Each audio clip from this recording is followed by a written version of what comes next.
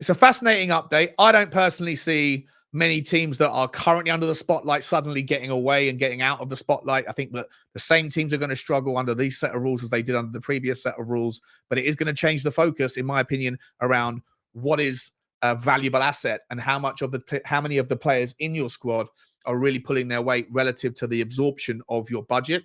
And it might ideally over time bringing a deflationary concept into the Football League. With another day in the footballing world, another rule change that doesn't make much sense. More bureaucracy, more confusion, more supposition and hypothesis of movement towards a better world, a more sustainable future for football clubs across the footballing pyramid in the UK, as the Premier League teams are set to vote in June to ratify an agreement that took place yesterday regarding yet another rule change and pivot in the world of financial fair play and profit and sustainability rules. We're going to take you through what we know so far of it, talk you through a little bit of the background of what the rules were, why there's confusion, what the rules are in UEFA and the differences between the two, and how the shift from one towards a closer representation of the other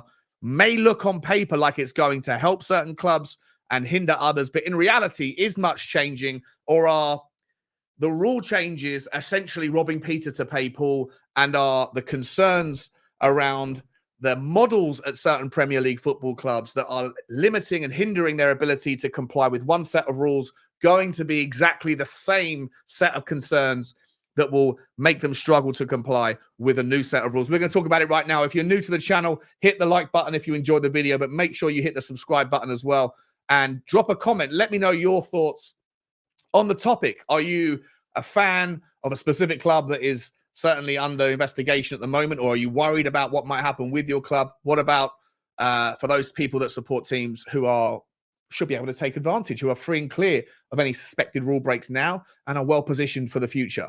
So, guys, let's start by taking a swift look at a Sky Sports article that does its best to summarize some of the changes that are intended to take place.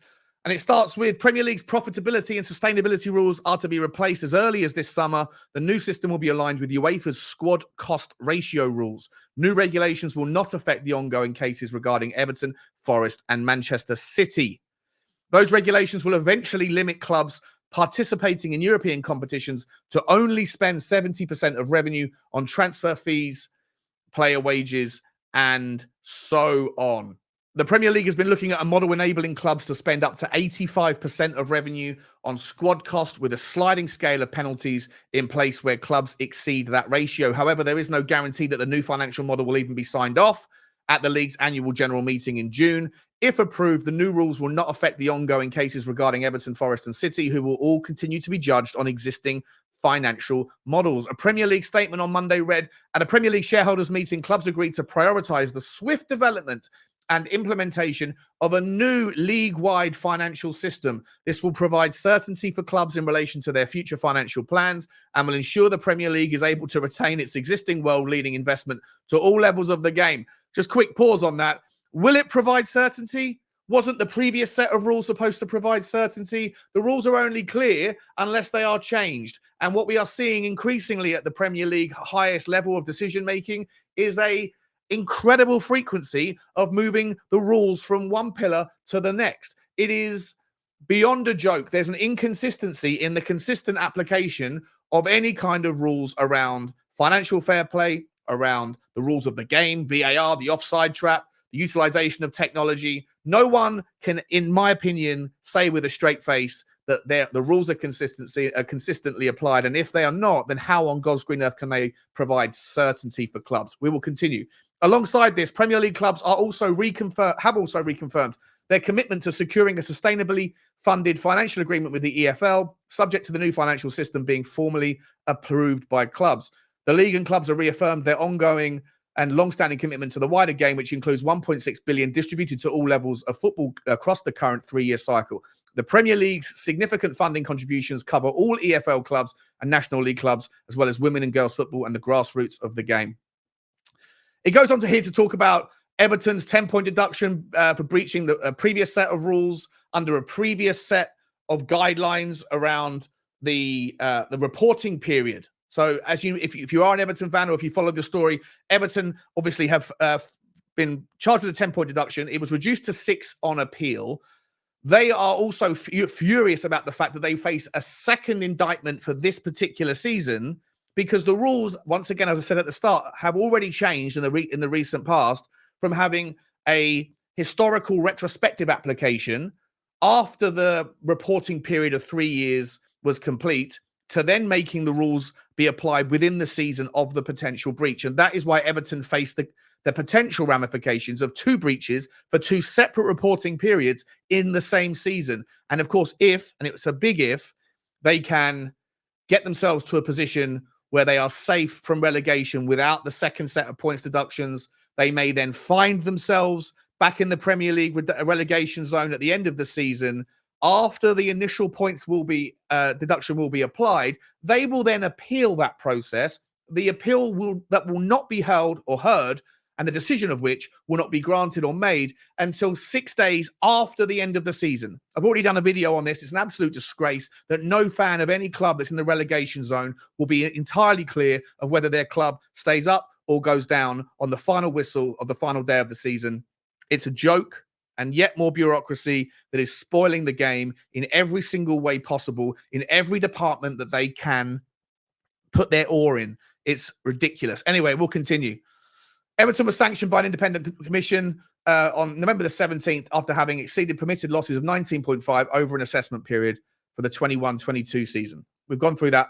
Forest will also have their appeal heard. Forest should know what punishment they will face by April the 15th, but could appeal against that decision. Again, similar to Everton, they will appeal, no doubt about it, and then they won't know the result of that appeal until after the season has finished. And by that time, everybody is either grown tired of knowing whether to celebrate or to commiserate their team's performance and what particular division they will be in for the next season. And not knowing that additional 6 or 7 days, for what it's worth, offers an additional complication, because there are the European Championships this summer. A lot of clubs will want to get their business done early. They want to know what their financial situation is. And in the case of Everton or Forest, or for that matter, teams like Luton, Sheffield United, or Brentford, and those that are all around that relegation zone, if they can't know for sure how much money they're going to receive in campaign prize money from where they finish in the Premier League, nor will they know exactly whether they're in the Premier League or in the Championship next season. Plus, they don't have the time to find in the case or scenarios where they would want to be talking to international players who might be on European duty and have to get their business done and their accounts ready for next season's appraisals and auditing period by June the 30th. Once again, the bureaucracy of this league is embarrassing. It's embarrassing, and I think that these guys need to have a long, hard look in the mirror and figure out a way to be clearer, conciser, and to stick to the plan, Batman. Whatever the rules are, at least give them a few years to see if they settle down and work out, and at least let teams know where they stand when the season finishes so they can make their appropriate plans for next season. We carry on.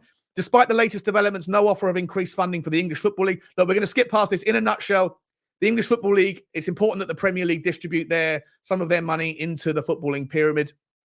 Other European nations do not do it to the same level as the English system does, and they have found themselves, as a general kind of sweeping brush statement here, in more trouble. More teams in the top divisions and lower divisions in Germany, in Spain, in Italy, in Portugal, and in France struggle financially than their relative comparative teams in the English division do, because the footballing pyramid in the UK is far more generous in its distribution of money. However, the argument from the Premier League clubs is, until we know what the rules are, how can Premier League clubs know and feel secure in their own financial standing before they can decide how much money of the pool to distribute to the clubs below them? They're trying to sort of look after their own shop first, talk their own book, and look after their own self-interest, which is only natural and understandable. And so part of these negotiations is hopefully to try and make sure that the secured funding for the footballing pyramid is reasonable, but they won't ratify that until the rules are ratified and clear around how these clubs stand. And we're going to move on now to what those rules look like. In a nutshell, The proposal would work, which is closely aligned to UEFA spending rules, is that the Premier League clubs would only spend up to a maximum of 85% of your revenue on transfers and wages. That sounds like it could be fairer because at the moment we've got a system where you can't lose more than £105 million over a 3-year period. Now, this might sound like a better system, but does it mean that going forward, the bigger clubs are always going to have more money to spend on transfers and wages? Because if you're only allowed to spend a limit of 85% of your revenue on players and wages, if your revenue is £700 million, you'll be able to spend £595 on players and wages. But if your revenue is only 100 million, you'll only be able to spend 85 million on players and wages. So I'm sure that will be something the Premier League clubs will look at. The rules as it currently stands, just to be really quick, as it's tacked on there, a 3-year reporting period, clubs are only allowed to lose 105 million, so 35 million pound net per year, but it can be averaged out over a 3-year ruling period. Clubs can only lose 15 million pound of their own money. They do have that wiggle room to lose that extra 90 million pound, but that 90 million pound has to come from secure funding, i.e. from the ownership putting the money in if those clubs fall a breach or a foul of the situation. The intended rules change would say, let's not focus on losses so much. Let's focus on making sure that whatever money you have, whatever money you generate as a club, your revenue, you can only spend a limit on that. And in UEFA, which is only relevant to teams that qualify for European tournaments, so the general top 6 and maybe teams like Brighton, West Ham, and Newcastle as they've got into it, they are judged by the Premier League rules, but they also have to make sure that they are in line with the UEFA rules as well. And so to a degree, most of the top 6 or 7 clubs are already aligning to the UEFA rules, which are slightly stricter than the intended changes from the Premier League rules. However, what I would say is, if you remember, I did a video about this a little while ago. Can Chelsea actually afford to win the Carabao Cup? This was an article from The Athletic. They interviewed Kieran Maguire, one of the biggest football finance kind of gurus and experts. I think he works for Manchester University, he's a professor up there. Brilliant insight into football. And he said, in a nutshell, the rules allow for a team to be able to pull out of Europe if they don't want to participate. And should Chelsea have won the Carabao Cup final, they would have qualified for the Europa Conference League. And given their Premier League standing, they probably won't qualify for a healthier competition that in Europe next season that provides a juicier financial reimbursement for the efforts of playing in Europe. The financial compensation for even going all the way and winning the Europa Conference League is only about 13 or 14 million pound, maybe 15 million pound. And so with the additional costs involved, with the additional bonus structures that sure Chelsea players would have to receive if they were to qualify for Europe and win a cup, then is the juice worth the squeeze, especially when Chelsea's financial auditing would then have to face further scrutiny from a tighter set of restrictions than what the Premier League currently requires them to operate within.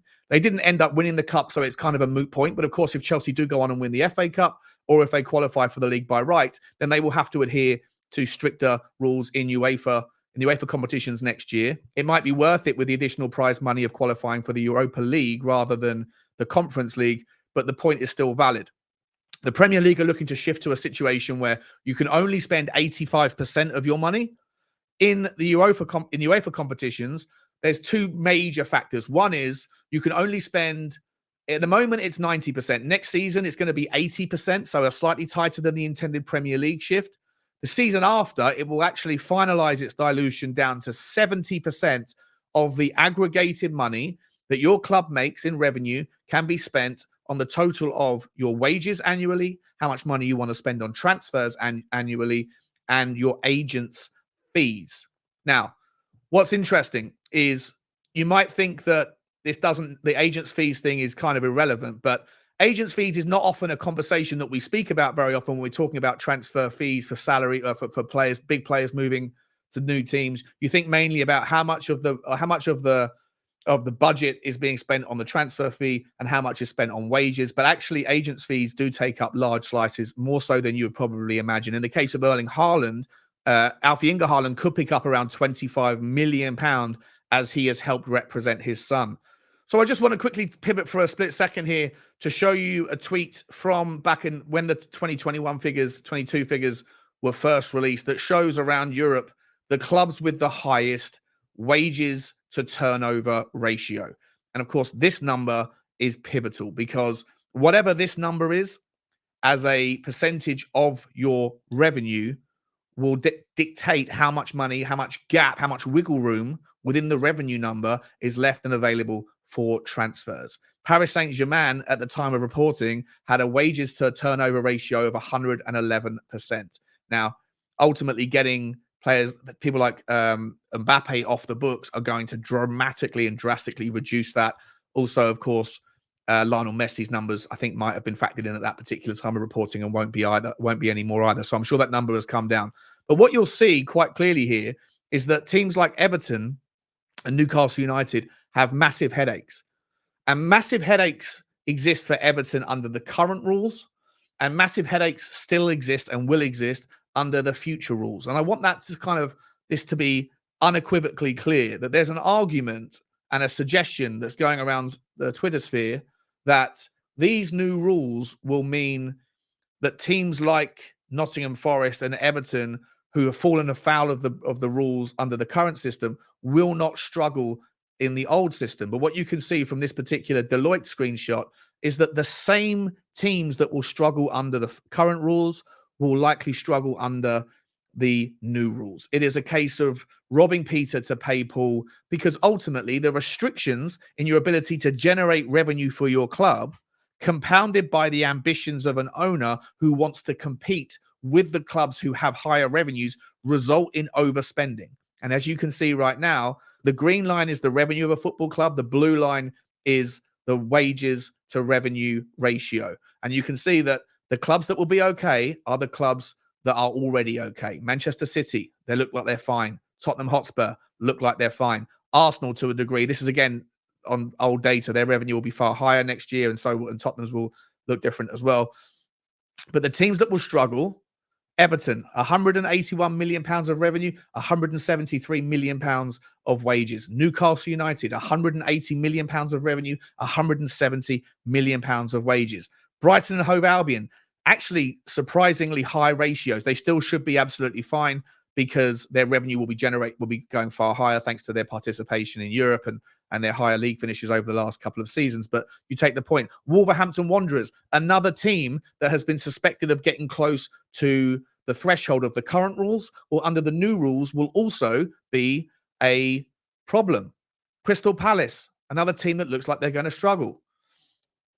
Brentford is the only team who have managed to, at this particular point of reporting, of course, have very small revenues relative to everybody else, but have also managed to keep their wage structure low.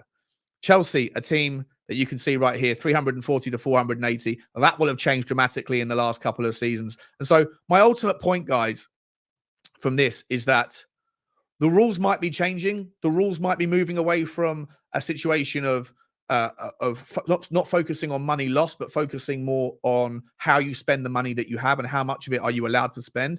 But in reality, there is no difference. The same teams that struggle to create revenue are the same teams that spend too much relative to what they're afford. They're living beyond their means, credit card lifestyle. The teams that can generate revenue will have more wiggle room, more ability to lean into other teams that will need to sell their best players, not to raise money to stop their losses, but to get the wage structure down. There will be a pivot in the mindset. Teams that have significantly highly paid players who are not necessarily generating the value on the pitch will look to offload their players. Tottenham have looked to offload Tanguy and Ndombele for the last 3 seasons. Haven't been able to do it, but we have been able to get rid of Hugo Lloris. Harry Kane, obviously, there's a massive value gap on the pitch stuff, but he has reduced the wage commitments. So Manchester United, another team with a player in Marcus Rashford who was on a high contract, then signed a new monster contract, I believe, if I'm not mistaken, around £350,000 a week. And his form has dropped this season to the point where a lot of Manchester United fans don't want him at the club anymore. And Manchester United might be forced to try to find a way to reduce that wage bill. As you can see, again, this data is out of date, but it's the most up-to-date complete data I can show you, that Manchester United's wage structure at that particular point in time was 66%. Let's use that as a base mark. 66%, 71% in the case of Chelsea. If the rules allow you only to spend 85% of your total revenue on the combination of agents' fees, transfer fees, and salaries, then in the case of Chelsea, if the rules that will be applied were applied in this particular year, then Chelsea would only have 14% left of their revenue to be able to pay for the combination of other things, new signings, agents' fees, and any new potential salaries. That's why there's going to be a shift in focus, I think, around getting value. I think this will be a deflationary move around wages, which is important. I think it's a way for clubs to try to prepare themselves for a new era, and hopefully certain teams will be able to take advantage and other teams will have to pivot. But like I say, I think that teams like Manchester United are going to struggle to find a buyer for a Marcus Rashford, because Marcus Rashford is under no obligation to sacrifice his 350 grand a week salary just because the club don't want him anymore. Similar to Tanguy Ndombele. Put your feet in the ground. I'm not going. You can loan me out, but someone's paying me my full contract. Manchester United are probably going to struggle to find a buyer to take Rashford's wages off. They might loan him out and someone else takes on 50% of the salary. But is that really making a dent? Manchester United will need to find ways. Maybe, I'm not suggesting, for example, that Manchester United are under risk of PSR, for what it's worth, of problems. But the shift in focus for me is not going to change too much. But what it is going to do is bring in under the spotlight, how much are your top earners being paid, and are they generating enough value, and is there a way to go in a different direction? Which is why you're seeing so many clubs right now pivot towards younger players, where you're signing them with high risk, obviously high return if they succeed, but obviously most of them, or a lot of them, won't. But on that, you can buy players for cheap. You can buy players on cheaper wages, on long contracts. We've seen that with what Chelsea are trying to do. And hopefully some will make it, some will generate value on the pitch that supersedes the worth in their financial compensation. But those that don't work out can be sold on. They don't have overbearing salaries that other teams won't be able to take on if they do or don't work it out. And that is another way that the clubs can generate revenue, which again can raise the number. If you sell players you don't need, you can generate revenue, which can raise the overall number, which then allows you to have more wiggle room in the cost centers of your salary and your agents' fees. It's a fascinating update. I don't personally see many teams that are currently under the spotlight suddenly getting away and getting out of the spotlight. I think that the same teams are going to struggle under these set of rules as they did under the previous set of rules, but it is going to change the focus, in my opinion, around what is a valuable asset and how many of the players in your squad are really pulling their weight relative to the absorption of your budget. And it might ideally over time bring in a deflationary concept into the Football League. We'll talk more about it as it unfolds, guys. Like, subscribe, and comment. Let me know your thoughts. And as always, have a good day. Bye-bye.